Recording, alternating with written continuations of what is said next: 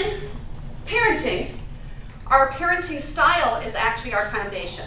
So it's our beliefs about what we think parents should do, what we think about who has rights in a family, who should get respect, who sets the rules, who enforces them, do we punish, do we discipline. That whole belief system around parenting is really what you're building your foundation on. Because every decision that you make, for what you're going to say, for what you're going to do, is based on what you think a parent should do.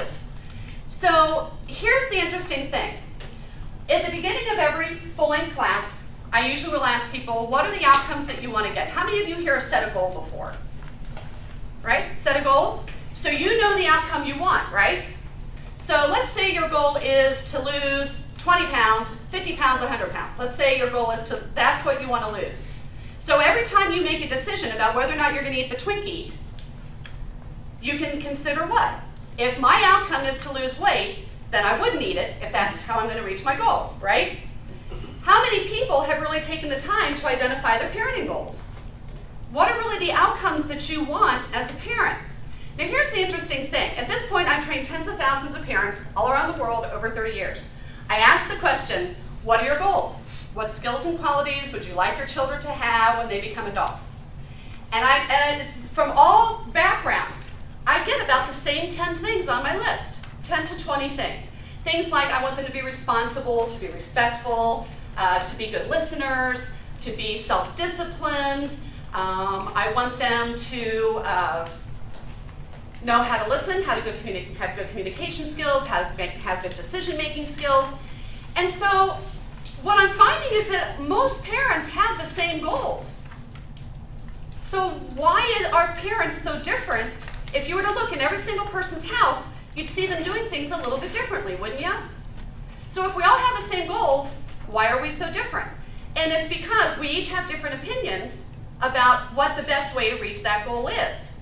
Or we're not thinking of our goals, and we're just thinking long-term. We're just thinking about what can I do to survive this moment without killing my kids, right? I've been there, done that. I can relate, okay? We've all been there. This is the #1 absolute best tool ever of all time. It is also the tool that I probably could write an entire book just of the stories that parents tell after they learn this tool of the kind of results that they get. So here's the way that it works. Okay? I want you guys to come up with some statements. The first one is going to start with don't. What's something you would say to kids?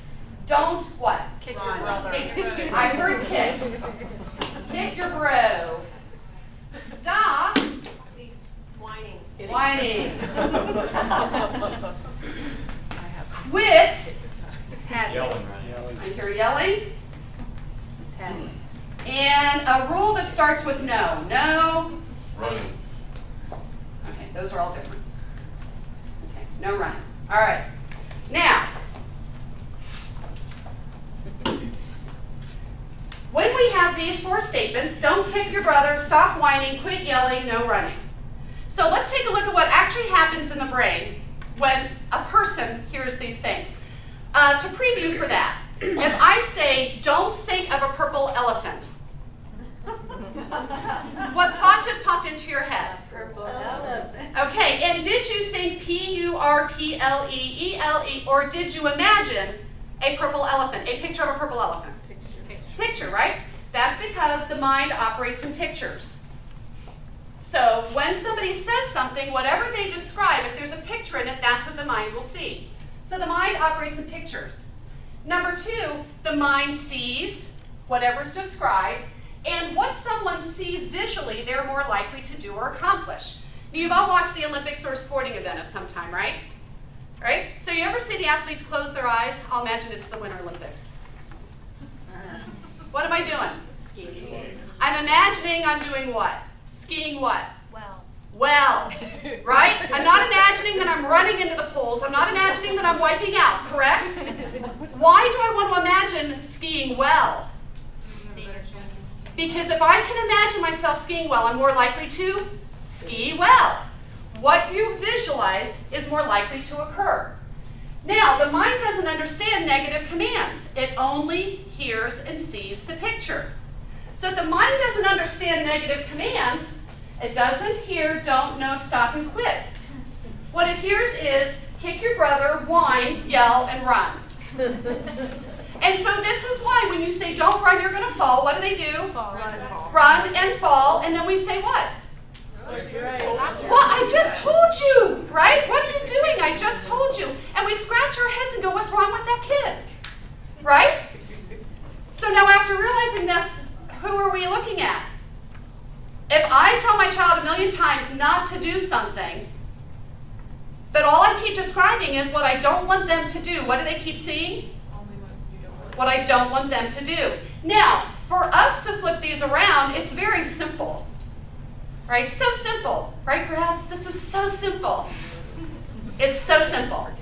Instead, here we're always describing the negative behavior. You want to describe what you want them to do.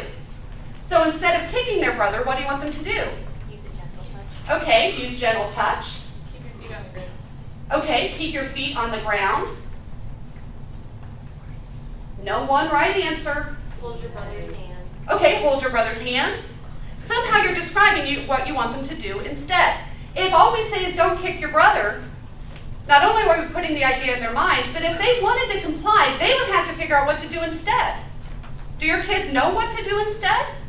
If they're younger and you haven't taken the time to teach them, chances are they don't. If you don't know how to handle a situation well, what are you going to do? You'll do the best you can, right? With the knowledge and skills and awareness that you've got. But what if you don't have the skills? Then you're still going to just do the best you can. And is your best sometimes less than what you'd like it to be? Yeah, of course. We've all been there. It's no different for kids, except we've got, what, 20 plus years of experience flipping this around? Now, grads, is this technique easy? I said it was simple. This is simple, right? Is it easy?